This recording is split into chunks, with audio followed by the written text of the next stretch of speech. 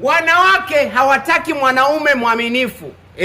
Wanawake wanataka mwanaume mwenye thamani, mwanaume mwenye value. Yaani mwanamke yupo tayari awe demu wa 7 kwa Diamond Platnumz. Yaani adeti na Diamond akijijua kabisa kwamba Diamond ana mademu wengi, mimi ni demu wa 7. Kuliko kudeti na wewe winga wa Kariakoo ambaye ni mwaminifu. Yaani mwanamke yupo tayari kudeti na Harmonize ambaye atamchiti, atampiga, atamfanyia matukio. Kuliko kudeti na wewe Abdalla leo kitengo sijui wabuza huko rangi 3.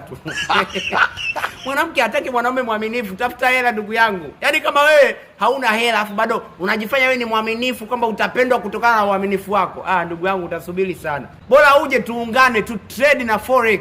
Tutengeneze pesa mtandaoni kwa njia rahisi bila kutumia nguvu. Matajiri wengi sasa hivi wanapiga hela mtandaoni. Hizo kazi zako si za kufyatua matofali, sijui za kubeba zege, zitakufikisha wapi? Kwa siku 12,000. Hujala, hujalipa umeme, hujalipa maji, hujalipa sijui kodi, hujalipa sijui hela ya taka ulinzi, vitu kibao. Yaani hela inaisha kabla hujatoka kazini. Niache na changa. Bonyeza link hapo kwenye bio yangu nimekuwekea, jisajili. Alafu pia follow channel yangu ambayo ipo hapo kwenye link ya WhatsApp ili uje ujifunze ni jinsi gani unaweza kutengeneza kipato kupitia mtandao, online. Unachelewa nini?